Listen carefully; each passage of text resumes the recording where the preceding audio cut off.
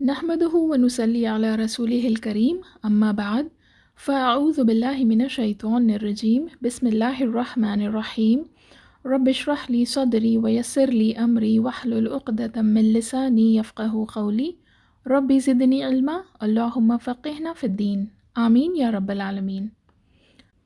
Last session میں ہم نے دیکھا کہ جب مسلمانوں اور قریش کے بیچ پیس ٹریٹی طے ہوئی تھی کہ وہ لوگ ایک دوسرے کے ساتھ 10 سال تک جنگ نہیں کریں گے، تو وہ وقت مسلمانوں کے لیے بہت ہی پیسفل رہا، بہت ہی سکون والا وقت رہا، کیونکہ اس وقت مسلمانوں میں اور مکہ کے قریش میں کوئی جنگ نہیں ہوئی تھی، رائٹ؟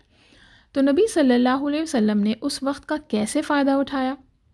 انہوں نے مدینہ کے باہر کے جو ٹرائبس تھے، ان کے جو آس پاس کے جو اسٹیٹس اور امپائرس تھے، ان سب کو اسلام کا دعویٰ دینے کا فیصلہ کیا، ٹھیک ہے؟ یعنی نبی صلی اللہ علیہ وسلم نے یہ طے کیا کہ اس وقت وہ یوٹیلائز کریں گے ان لوگوں کو اسلام کی طرف بلانے کے لیے، ٹھیک ہے؟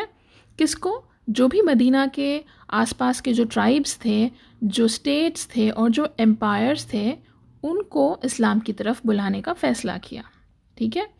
تو نبی صلی اللہ علیہ وسلم نے کچھ مسلمانوں کو چنا اور ان کے ہاتھوں ان ٹرائبس کے اور ان امپائرس کے لیڈرز کو اور ان کے بادشاہوں کو لیٹرز بھجوائے، ٹھیک ہے؟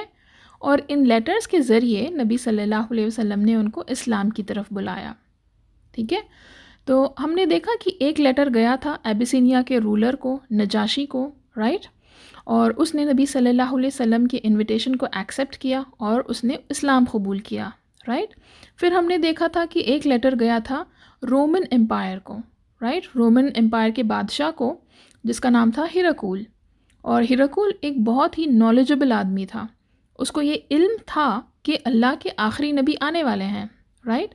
اور جب اس نے ابو سفیان سے نبی صلی اللہ علیہ وسلم کے بارے میں اور ڈیٹیلز جانے تو اسے یہ یقین ہو گیا تھا کہ محمد صلی اللہ علیہ وسلم ہی اللہ کے آخری نبی ہیں، رائٹ؟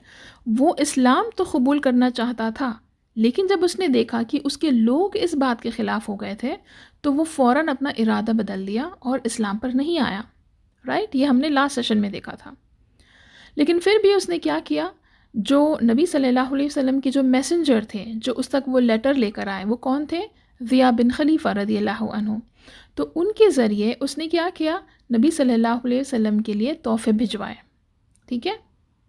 بیسکلی ہیراکول نے اسلام قبول نہیں کیا، یہ جانتے ہوئے بھی کہ نبی صلی اللہ علیہ وسلم اللہ کے آخری نبی ہیں، کیونکہ وہ اپنے لوگوں کے دباؤ میں آ گیا تھا، رائٹ؟ لیکن پھر بھی اس نے ضیاء بن خلیفہ رضی اللہ عنہ کے ہاتھوں نبی صلی اللہ علیہ وسلم کو بہت سارے تحفے دے کر ان کو بھجوا دیا، ٹھیک ہے؟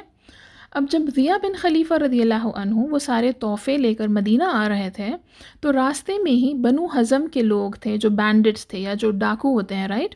تو وہ لوگ ان پر حملہ کیے اور ان کا سارا مال لوٹ کر لے گئے۔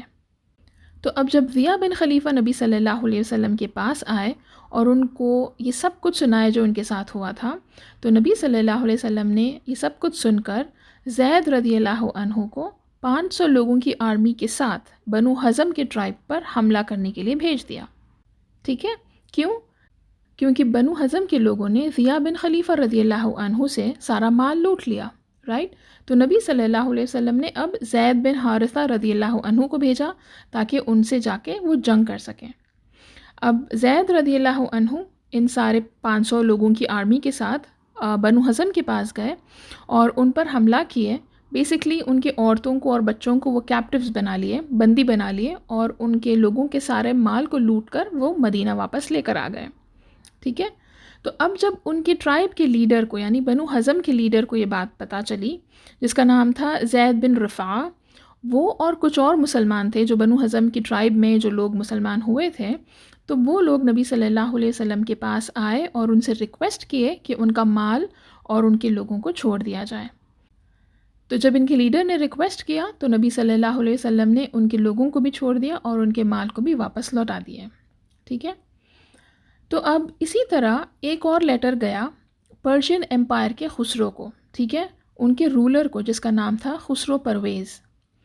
اب یہ لیٹر جو بھجوایا گیا تھا یہ عبداللہ بن حذیفہ رضی اللہ عنہ کے ہاتھوں بھجوایا گیا تھا، ٹھیک ہے؟ اور یہ ڈائریکٹلی ان تک نہیں پہنچا، یہ لیٹر پہلے بحرین کے رولر کو دیا گیا تاکہ وہ جا کر پرویز خسرو تک پہنچا سکے، ٹھیک ہے. تو جب پرویز خسرو تک یہ لیٹر پہنچا جس میں نبی صلی اللہ علیہ وسلم نے ان کو اسلام کا دعویٰ دیا، تو وہ لیٹر پڑھ کر پرویز خسرو کو بہت غصہ آیا. ٹھیک ہے. اور اس نے کیا کیا؟ اس نے اس لیٹر کو پھاڑ دیا. وہ اسلام قبول نہیں کیا اور ساتھ ساتھ وہ بہت غصہ ہوا اور اس لیٹر کو پھاڑ دیا. تو جب نبی صلی اللہ علیہ وسلم تک یہ بات پہنچی کہ کس طرح پرویز خسرو نے ان کا خط پھاڑ دیا، تو نبی صلی اللہ علیہ وسلم نے کہا کہ جس طرح پرویز خسرو نے اس خط کو پھاڑ دیا، ٹھیک اسی طرح وہ بھی تباہ ہو جائے گا. اور ایسا ہی ہوا. ٹھیک اسی وقت رومنز میں اور پرشینز میں ایک بہت بڑی جنگ ہوئی جس میں رومنز نے ان پرشینز کو بہت بری طرح سے ہرا دیا. اور تبھی اس پرویز خسرو کا بیٹا جس کا نام تھا شیرواہ، اس نے اپنے باپ کا ہی اساسینیشن کیا. اس نے اپنے باپ کا ہی قتل کر دیا. اس طرح پرویز خسرو کی موت ہو گئی تھی. ٹھیک ہے. اور ان پرشینز کا ایکچولی انجام کیا ہوا تھا؟ نبی صلی اللہ علیہ وسلم کے گزرنے کے کچھ وقت بعد جب عمر رضی اللہ عنہ خلیفہ بنے تو وہ پرشیا پر فتح کیے. ٹھیک ہے. وہ پرشین امپائر کو کانکر کر لیے تھے. خیر، تو اب آگے بڑھتے ہیں. ایسے ہی ایک اور لیٹر بھیجا گیا تھا ڈماسکس کے رولر کو جس کا نام تھا حارث بن ابو شمار غسانی. ٹھیک ہے. اب یہ لیٹر بھیجا گیا تھا شجاع بن وہاب رضی اللہ عنہ کے ذریعے. تو جب حارث بن ابو شمار غسانی نے نبی صلی اللہ علیہ وسلم کا لیٹر پڑھا تو وہ بھی بہت غصہ ہوا اور اس نے غصے سے اس لیٹر کو پھینک دیا. اور اس نے شجاع بن وہاب رضی اللہ عنہ سے کہا کہ جاؤ اور محمد صلی اللہ علیہ وسلم کو یہ خبر پہنچاؤ کہ ہم جنگ کرنے آ رہے ہیں. ٹھیک ہے. بیسکلی وہ مسلمانوں سے جنگ کرنا چاہ رہا تھا. تو اب کیونکہ اس کو مسلمانوں کے ساتھ جنگ کرنا تھا تو اس سے پہلے اس کو اپنے لیڈر سے پرمیشن چاہیے تھی. ٹھیک ہے. تو اس کا لیڈر کون تھا جس سے اس کو پرمیشن لینا تھا؟ اس کا لیڈر تھا ہیراکول. ٹھیک ہے. کیونکہ وہ رومن امپائر کا بادشاہ تھا. رائٹ. ہیراکول جو تھا وہ رومن امپائر کا بادشاہ تھا. تو یہ جو حارث بن ابو شمار غسانی جو تھا وہ اس کے انڈر آتا تھا. ٹھیک ہے. تو اب جب حارث بن ابو شمار غسانی نے یہ ریکویسٹ بھیجا ہیراکول کو کہ اس کو مسلمانوں کے ساتھ جنگ کرنا ہے، تو ہیراکول نے کیا کہا؟ ہیراکول نے فوراً اس بات سے منع کر دیا. اس نے غسانی کو روک دیا کہ وہ مسلمانوں پر حملہ نہیں کر سکتا. ٹھیک ہے. تو اب اس کے بعد غسانی نے کیا کیا؟ وہ بھی ہیراکول کی طرح شجاع بن وہاب رضی اللہ عنہ کو کافی سارے تحفے دیا اور ان کو مدینہ بھجوا دیا. ٹھیک ہے. پھر ایک اور لیٹر بھیجا گیا بصرہ کے رولر عمرو کو. ٹھیک ہے. اور یہ لیٹر کون لے کر گئے؟ حارث بن عمیر رضی اللہ عنہ. تو جب حارث بن عمیر رضی اللہ عنہ نبی صلی اللہ علیہ وسلم کا خط لے کر جارڈن پہنچے تو کہا گیا ہے کہ وہ راستے میں ہی تھے اور وہیں پر شرحبیل بن عمرو غسانی، یہ ایک اور غسانی تھا جو حارث بن عمیر رضی اللہ عنہ پر حملہ کیا اور ان کا گلا کاٹ کر ان کا وہیں قتل کر دیا. یعنی کہ یہ لیٹر بصرہ کے رولر تک نہیں پہنچ سکا. اس سے پہلے ہی حارث بن عمیر رضی اللہ عنہ کا راستے میں ہی قتل ہو گیا. تو کہا گیا ہے کہ جتنے لیٹرز نبی صلی اللہ علیہ وسلم نے جتنے بھی بادشاہوں تک پہنچائے ہیں اس میں سے صرف یہ ایک صحابی تھے حارث بن عمیر رضی اللہ عنہ جو نبی صلی اللہ علیہ وسلم کے میسنجر بن کے گئے تھے جس کا قتل کر دیا گیا. ٹھیک ہے. اور یہ ایک بہت بڑی بات تھی. یہ بات سے جنگ ہو سکتی تھی کیونکہ یوزولی میسنجرز کا قتل نہیں کیا جاتا کیونکہ وہ تو صرف میسج لے کر آتے ہیں. رائٹ. اگر کوئی میسنجر کا قتل کر دیا جاتا ہے تو اس کا مطلب یہ ہوتا ہے کہ وہ لوگ جنگ کے لیے تیار ہیں. تو اب جب نبی صلی اللہ علیہ وسلم تک یہ بات پہنچی کہ حارث بن عمیر رضی اللہ عنہ کا قتل کر دیا گیا تو ان کو بہت تکلیف ہوئی. اوبویسلی ان کو بہت غصہ بھی آیا، جس کے بعد نبی صلی اللہ علیہ وسلم نے اپنی آرمی کو لے کر ان پر حملہ کرنے کے لیے نکلے. ٹھیک ہے. اور اسی بیٹل کو کہتے ہیں بیٹل آف موتا. ٹھیک ہے. جس کے بارے میں ہم آگے جانیں گے انشاءاللہ. تو اب جو لیٹرز بھجوائے گئے تھے اس میں ایک اور لیٹر بھجوایا گیا تھا یمامہ کے چیف کو جس کا نام تھا حودہ بن علی. ٹھیک ہے. اور یہ لیٹر بھجوایا گیا سلید بن عمرو رضی اللہ عنہ کے ذریعے. اب جب حودہ نے نبی صلی اللہ علیہ وسلم کا لیٹر پڑھا جس میں نبی صلی اللہ علیہ وسلم نے اس کو اسلام کی طرف بلایا تو اس نے سلید بن عمرو رضی اللہ عنہ کو تحفے دیے اور ساتھ میں اپنا جواب بھی بھیجا. اور اس کا جواب کیا تھا؟ اس نے نبی صلی اللہ علیہ وسلم سے شرط رکھی کہ وہ اسلام پر آئے گا اگر نبی صلی اللہ علیہ وسلم اس کو بدلے میں کچھ مدینہ کی زمین کا حصہ دے دیں۔ اور جب نبی صلی اللہ علیہ وسلم نے اس کا خط پڑھا اور ان کو یہ بات پتہ چلی کہ اس کو زمین کا ایک ٹکڑا چاہیے، تو نبی صلی اللہ علیہ وسلم نے اس بات سے منع کر دیا۔ انہوں نے کہا کہ اس کو زمین کا کوئی ٹکڑا نہیں ملے گا۔ تو دیکھیے اس کا مقصد کیا تھا؟ اس کا مقصد یہ نہیں تھا کہ اس کو اسلام پر آنا تھا، اس کا مقصد یہ تھا کہ وہ چاہتا تھا کہ وہ اسلام پر آئے گا آن دا کنڈیشن کہ نبی صلی اللہ علیہ وسلم اس کو مدینہ کی کچھ زمین کا حصہ دے دیں گے، رائٹ؟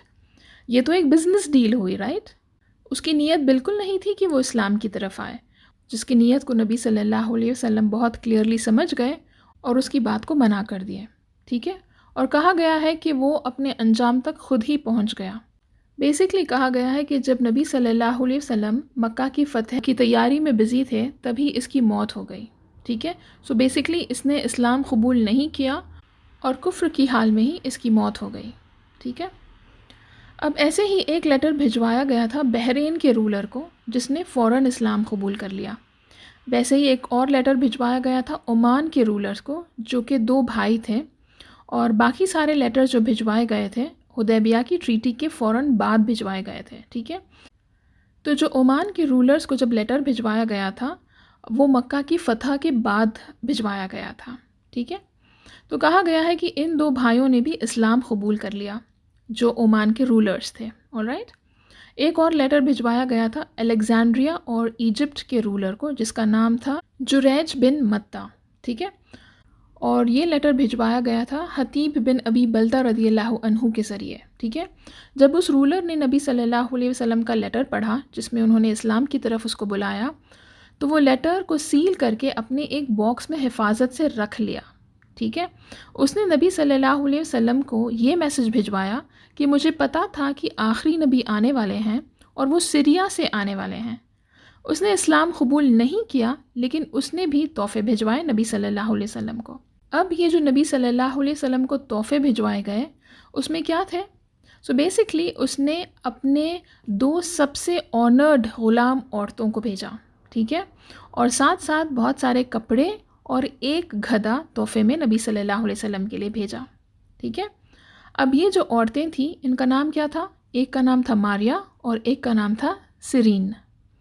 اور اس وقت غلام عورتیں جائز تھی، رائٹ؟ جس کے بارے میں ہم نے پہلے بھی بات کی تھی، ٹھیک ہے؟ تو نبی صلی اللہ علیہ وسلم نے ان تحفوں کو ایکسیپٹ کیا۔ کہا گیا ہے کہ نبی صلی اللہ علیہ وسلم نے اپنے لیے ماریا کو چنا، اور جو صحابی تھے جس کا نام تھا حسن بن ثابت رضی اللہ عنہ، ان کو نبی صلی اللہ علیہ وسلم نے سیرین کو تحفے میں دے دیا، ٹھیک ہے؟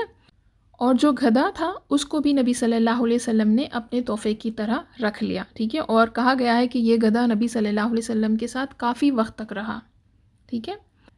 تو ماریہ رضی اللہ عنہا وہ بھی اسلام قبول کی اور کچھ وقت بعد نبی صلی اللہ علیہ وسلم کی بیٹے ابراہیم کی ماں بنی، ٹھیک ہے؟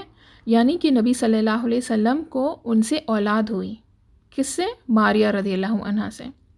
پر اللہ کی مرضی یہ تھی کہ ابراہیم بھی بچپن میں ہی ختم ہو گئے، ٹھیک ہے؟ خیر، تو اب یہ جو لیٹرز تھے، کچھ لیٹرز جس کے بارے میں ہم نے جانا، یہ لیٹرز بھجوائے گئے تھے نبی صلی اللہ علیہ وسلم کے ذریعے ان سارے امپائرز کے بادشاہوں کو، ان کے رولرز کو، اور کہا گیا ہے کہ یہ لیٹرز جو بھجوائے گئے تھے ان میں سے کچھ لیٹرز حدیبیہ کی ٹریٹی کے بعد بھجوائے گئے اور کچھ لیٹرز مکہ کے فتح ہونے کے بعد بھجوائے گئے، ٹھیک ہے؟ تو اب اراؤنڈ 6th ایئر آف ہجرہ میں نبی صلی اللہ علیہ وسلم کا ایک اور نکاح ہوا، اور یہ نکاح کس سے ہوا؟ رملہ بنت ابی سفیان یا حبیبہ رضی اللہ عنہا سے۔ اور یہ کون تھی؟ ان کے نام سے ہی پتہ چلتا ہے، رائٹ؟ یہ ابو سفیان کی بیٹی تھی۔ ان کا نکاح ہو چکا تھا عبید اللہ بن جہش کے ساتھ، ٹھیک ہے؟ تو یہ اور ان کے شوہر دونوں مسلمان ہو گئے تھے جب اسلام نیا نیا شروع ہوا تھا، تبھی یہ پہلے کپل تھے، پہلے لوگوں میں سے تھے جو اسلام قبول کیے، اور یہ بھی ان لوگوں میں سے تھے جو پہلی بار ہجرہ کر کے ایبیسینیا گئے، ٹھیک ہے؟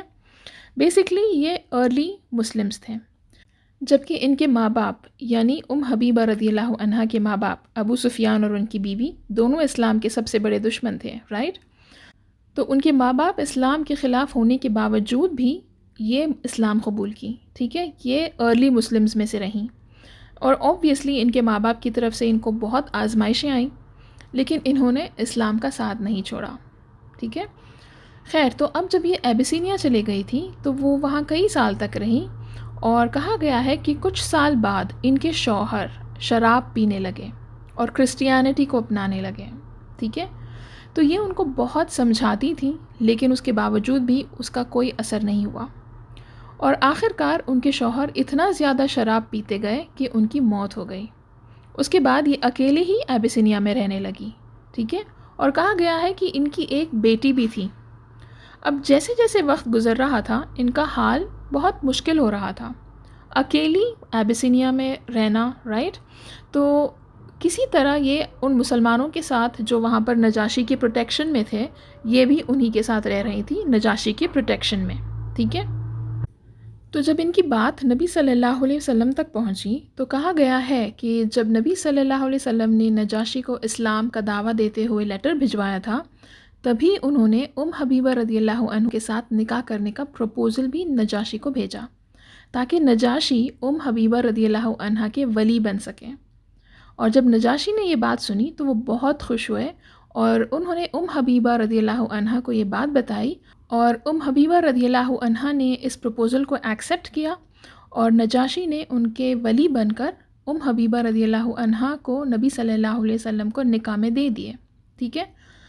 اور نجاشی نے ہی حبیبہ رضی اللہ عنہ کا مہر بھی دیا، اور اس نے ایک بہت بڑی دعوت بھی رکھی ایبیسینیا میں ان کے نکاح کے بعد.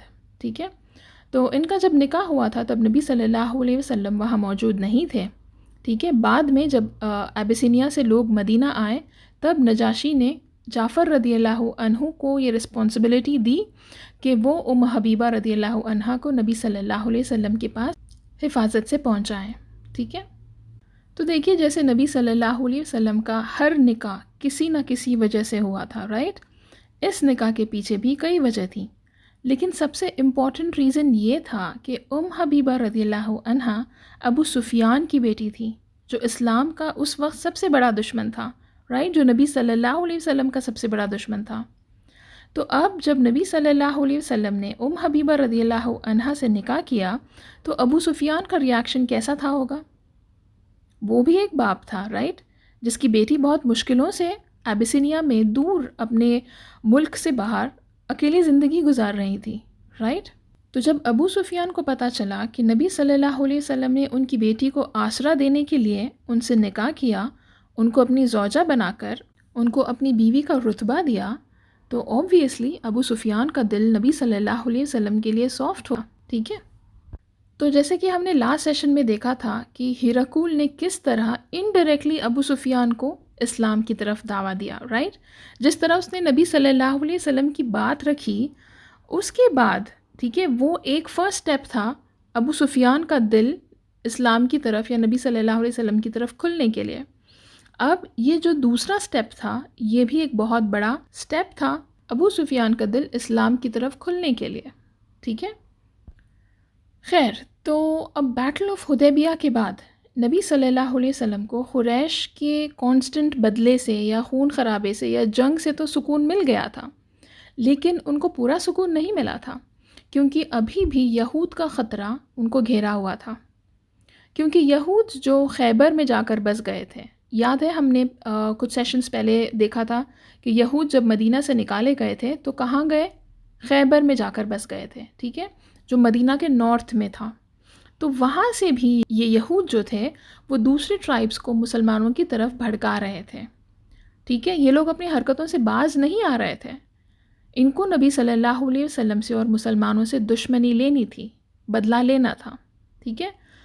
تو نبی صلی اللہ علیہ وسلم نے بھی ان کی حرکتوں کو دیکھ کر ان کے ساتھ جنگ کرنے کا فیصلہ کیا. ٹھیک ہے. تو خیبر پر حملہ کرنے سے 3 دن پہلے، ٹھیک ہے، جب یہ ڈیسیشن طے ہوا تھا کہ خیبر پر حملہ کیا جائے، تو اس سے 3 دن پہلے ایک اور انسیڈنٹ ہوا تھا، ٹھیک ہے، جس کا نام تھا غزوہ غابہ. تو کہا گیا ہے کہ یہ انسیڈنٹ ہوا 7th ایئر آف ہجرہ کے محرم کے مہینے میں. تو نبی صلی اللہ علیہ وسلم اپنے اونٹوں کو غابہ بھیجتے تھے چرنے کے لیے. ٹھیک ہے. غابہ ایک جگہ تھی جو احد کے پاس تھی. ٹھیک ہے. تو ان اونٹوں کے ساتھ نبی صلی اللہ علیہ وسلم کے غلام ربا بھی تھے. اور ان کے ساتھ ایک چرواہا بھی تھا ان کی دیکھ ریکھ کے لیے، اور ان سب کے ساتھ ایک صحابی بھی وہاں پر موجود تھے جس کا نام تھا سلمہ بن اکوع رضی اللہ عنہ. ٹھیک ہے، تو اب سلمہ رضی اللہ عنہ یہ جو تھے یہ ابو طلحہ رضی اللہ عنہ کے گھوڑے کو چرا رہے تھے وہاں پر. alright، تو اتنے میں ہی غطفان کی ٹرائب سے ایک شخص جس کا نام تھا عبد الرحمن بن عیینہ فزری، یہ اپنے کچھ آدمیوں کو ساتھ لے کر وہاں پر آیا اور اس نے اس چرواہے کا قتل کر دیا، اور نبی صلی اللہ علیہ وسلم کے اونٹوں کو لے کر بھاگ گئے یہ لوگ. ٹھیک ہے، تو جو صحابی تھے جو سلمہ رضی اللہ عنہ وہاں پر جو موجود تھے ابو طلحہ کے گھوڑے پر، وہ فوراً مدینہ کی طرف پلٹے اور زور زور سے پکارنے لگے، یا صحابہ یا صحابہ، 3 بار پکارے. ٹھیک ہے، یاد ہے نا اس کا مطلب کیا تھا؟ اس کا مطلب ایک طرح سے لوگوں کو وارن کرنا تھا.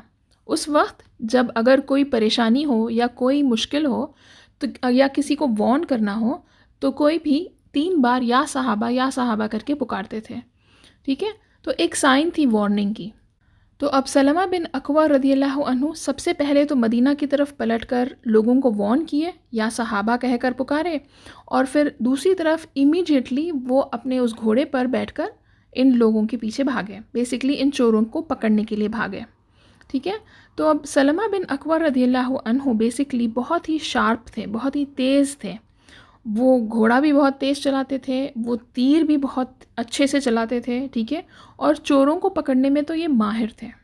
ٹھیک ہے، تو وہ اکیلے ان چوروں کے پیچھے بھاگے اور ان پر تیر چلانے لگے، تیروں سے ان پر حملہ کر رہے تھے ان چوروں پر. alright، تو وہ جو چور تھے وہ اب سلمہ بن اکوع رضی اللہ عنہ کو دیکھ کر بہت ڈر گئے، اور ڈر کے مارے اپنے آپ کو بچانے کے لیے وہ نبی صلی اللہ علیہ وسلم کے سارے اونٹوں کو چھوڑ کر بھاگ گئے. ٹھیک ہے، اب سلمہ رضی اللہ عنہ ان کا پیچھا نہیں چھوڑے، ان کو اونٹ مل گئے تھے، اس کے باوجود بھی یہ ان کا پیچھا کرتے گئے. ٹھیک ہے، اور ان کو اتنا بھگائے، ان پر اتنا حملہ کیے کہ وہ لوگ تھک گئے، اور وہ لوگ اتنے بھاگ بھاگ کر پیاسے ہو گئے تھے کہ ان کو ایک کنواں دکھا جہاں پر وہ رکے پانی پینے کے لیے. لیکن سلمہ رضی اللہ عنہ ان پر دور سے تیر چلاتے گئے تاکہ وہ پانی بھی نہ پی سکیں. بیسکلی سلمہ رضی اللہ عنہ ان چوروں کو بہت زیادہ ٹارچر کیے. اتنی دیر میں کیا ہوا، نبی صلی اللہ علیہ وسلم اور کچھ مسلمان وہاں پر پہنچے. سلمہ رضی اللہ عنہ نبی صلی اللہ علیہ وسلم سے بولے کہ یا رسول اللہ، آپ بس مجھے 100 آدمی دو اور میں ان کو ان کے گردنوں سے پکڑ کر لاؤں گا. نبی صلی اللہ علیہ وسلم نے یہ بات سنی اور ان کو جواب دیا کہ بس کر دو، تم نے ان کے ساتھ بدلہ لے لیا ہے، اب ان پر رحم کر دو اور ان کو چھوڑ دو. ٹھیک ہے، اور کہا گیا ہے کہ جس طرح سلمہ رضی اللہ عنہ نے اپنی بہادری دکھائی، اس دن نبی صلی اللہ علیہ وسلم نے ان کو ڈبل مال غنیمت دیا. ٹھیک ہے، یعنی جو بوٹی ملنی چاہیے تھی اس کا ڈبل اماؤنٹ دیا ان کو، ان کی بہادری کے لیے. اور ساتھ ساتھ ان کو ایک اور انعام یہ ملا کہ نبی صلی اللہ علیہ وسلم نے ان کو خود ان کے پیچھے بیٹھنے کا موقع دیا، یعنی کہ وہ نبی صلی اللہ علیہ وسلم کے پیچھے ان کے اونٹ پر بیٹھے. ٹھیک ہے، اب اس انسیڈنٹ کے بعد نبی صلی اللہ علیہ وسلم مسلمانوں کے ساتھ خیبر کے لیے نکلے، اور وہ لوگ خیبر رات کو پہنچے. ٹھیک ہے، نبی صلی اللہ علیہ وسلم نے صبح ہونے کا ویٹ کیا، کیونکہ کہا گیا ہے کہ جب بھی نبی صلی اللہ علیہ وسلم جنگ کے لیے جاتے تو وہ رات میں دشمنوں پر حملہ نہیں کرتے، وہ صبح ہونے کا ویٹ کرتے. ٹھیک ہے، اور اس بار بھی نبی صلی اللہ علیہ وسلم صبح ہونے کا ویٹ کر رہے تھے، اور جیسے ہی صبح ہوئی اور لوگ اپنے گھروں سے باہر نکلے اور دیکھے کہ نبی صلی اللہ علیہ وسلم اپنی آرمی کے ساتھ وہاں موجود ہیں، تو وہ سب ڈر کر واپس اپنے فورٹس میں جا کر چھپ گئے. ٹھیک ہے، ان یہود کے خیبر میں فورٹس ہوتے تھے اور کئی سارے فورٹس تھے، پر کچھ بہت زیادہ بڑے فورٹس بھی تھے، اور نبی صلی اللہ علیہ وسلم اور مسلمانوں کا فوکس جو تھا وہ انہی بڑے فورٹس پر تھا. ٹھیک ہے، تو اب کئی دنوں تک یہ یہود جو تھے اپنے فورٹس میں بند رہے. ان کا جتنا بھی پروویژنس تھا، جتنا بھی کھانا پانی تھا، وہ سب ختم ہو رہا تھا. اس کے باوجود بھی یہ لوگ باہر نہیں نکلے. کافی دن ایسے ہی گزر گئے اور مسلمان بھی دوسری طرف ان کے انتظار میں تھے. ٹھیک ہے، ان کا بھی کھانا پانی ختم ہو رہا تھا، جو یہ پروویژنز لے کر آئے تھے یہ بھی ختم ہو گئے تھے. تو کافی دن تک یہ ایسے ہی اندر تھے اور مسلمان باہر ان کے انتظار میں تھے.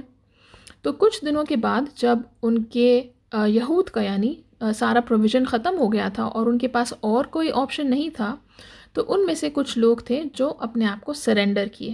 ٹھیک ہے، اس میں بھی نبی صلی اللہ علیہ وسلم نے مسلمانوں سے کہا کہ ان پر حملہ کرنے سے پہلے ان کو اسلام کا دعویٰ دو، یعنی پہلے ان کو اسلام کی طرف بلاؤ، اگر یہ لوگ نہیں مانیں گے تبھی ان پر حملہ کرو، تبھی ان کے ساتھ جنگ کرو، ٹھیک ہے۔ تو بیسکلی کیونکہ ان کے ملٹیپل فورٹس تھے، ایک فورٹ کو کیپچر کرنا نہیں تھا، ٹھیک ہے، کافی سارے فورٹس تھے اور کافی دور دور تک یہ فورٹس تھے، تو ان سب کو ایک کے بعد ایک کانکر کرنے میں کافی دن لگ گئے تھے، ٹھیک ہے۔ تو کہا گیا ہے کہ یہ جو یہود تھے اس میں سے کچھ لوگ جنگ کیے اور ان کا قتل کر دیا گیا تھا، کچھ لوگ اپنے آپ کو سرنڈر کر لیے اور ان کو کیپٹیوز بنا لیا گیا تھا، ٹھیک ہے، اور کچھ لوگ اپنے آپ کو سرنڈر کر کے نبی صلی اللہ علیہ وسلم سے یہ بولے کہ وہ لوگ خیبر چھوڑ کر چلے جائیں گے، ٹھیک ہے۔ تو بیسکلی خیبر کی جو غزوات ہوئی، یعنی کہ جو بیٹل آف خیبر ہوئی، یہ ایک جنگ نہیں تھی، یہ ملٹیپل بیٹلز تھے، ٹھیک ہے، یہ ملٹیپل ایونٹس ہوئے تھے اور یہ کافی لمبے وقت تک چلی، ٹھیک ہے، اور کہا گیا ہے کہ اس میں 18 مسلمان یعنی 18 مسلمان شہید ہوئے اور اراؤنڈ 93 یہود مارے گئے، ٹھیک ہے۔ اب اسی وقت جب خیبر پر فتح ہوئی، ٹھیک ہے، تبھی ایبیسینیا سے جو مسلمان گئے تھے نا ہجرہ کر کے، فرسٹ اور سیکنڈ ہجرہ کر کے جو ایبیسینیا میں رہنے لگے، نبی صلی اللہ علیہ وسلم نے ان کو میسج بھجوایا کہ وہ لوگ واپس آ جائیں، تو اسی وقت وہ لوگ واپس مدینہ آ رہے تھے، اور جیسے ہی راستے میں ان کو یہ خبر ملی کہ نبی صلی اللہ علیہ وسلم مسلمانوں کے ساتھ خیبر گئے ہیں جنگ کرنے کے لیے، تو ان میں سے کچھ لوگ تھے جو مدینہ نہیں گئے اور سیدھے خیبر پہنچے۔ کیوں؟ کیونکہ وہ نبی صلی اللہ علیہ وسلم کے ساتھ اس جنگ میں شامل ہونا چاہتے تھے، جس میں کون تھے؟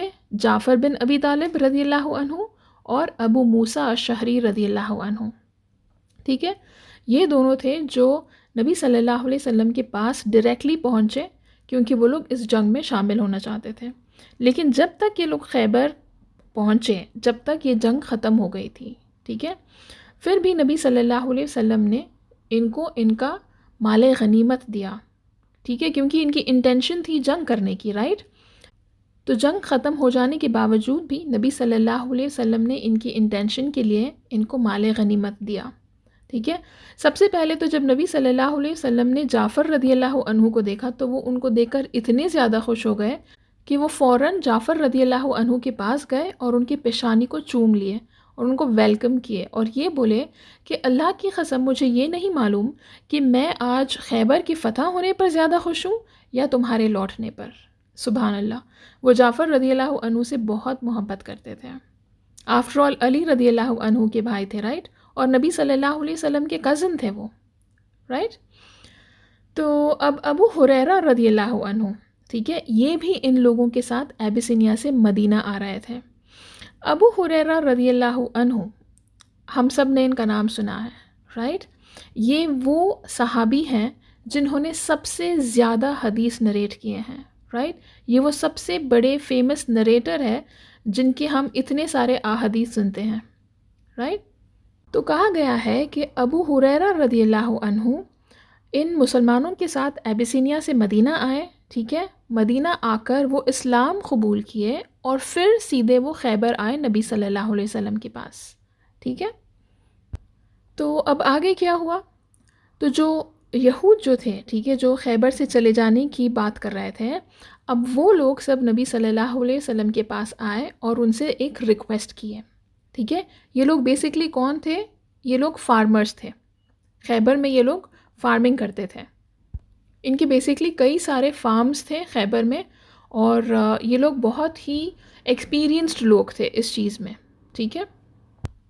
تو یہ لوگ جو تھے ان کو خیبر نہیں چھوڑنا تھا، ٹھیک ہے، تو یہ لوگ نبی صلی اللہ علیہ وسلم کے پاس آئے ریکویسٹ کرنے کے لیے کہ وہ لوگ خیبر میں ہی رہنا چاہتے ہیں، کیونکہ دیکھیے خیبر ایک بہت ہی فرٹائل زمین تھی، مدینہ سے بھی بہت زیادہ فرٹائل زمین تھی، ٹھیک ہے۔ تو یہ لوگ نبی صلی اللہ علیہ وسلم کے پاس آئے اور ان سے ریکویسٹ کیے کہ وہ لوگ وہیں خیبر میں ہی رہنا چاہتے ہیں، اس کنڈیشن پہ، یا پھر ان کی آفر یہ تھی کہ وہ لوگ نبی صلی اللہ علیہ وسلم کے لیے فارمنگ کریں گے، ٹھیک ہے، یعنی کہ جتنا بھی وہ کماتے تھے، جتنا بھی ان کا فائدہ ہوتا تھا فارمنگ سے، اس کا آدھا حصہ اب، یعنی آدھا پروفٹ اب نبی صلی اللہ علیہ وسلم کو چلا جائے گا، یعنی مسلمانوں کو چلا جائے گا۔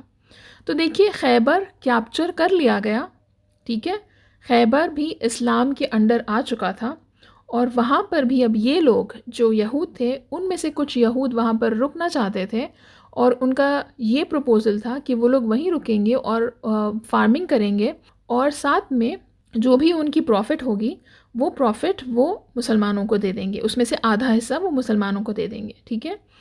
تو اب جب نبی صلی اللہ علیہ وسلم نے یہ بات سنی تو ان کے لیے تو یہ فائدہ مند رہی بات، ٹھیک ہے۔ تو اسی لیے نبی صلی اللہ علیہ وسلم نے ان کی اس ریکویسٹ کو ایکسیپٹ کر لیا اور ان کو اجازت دی کہ وہ لوگ وہاں رہ سکتے ہیں، ٹھیک ہے۔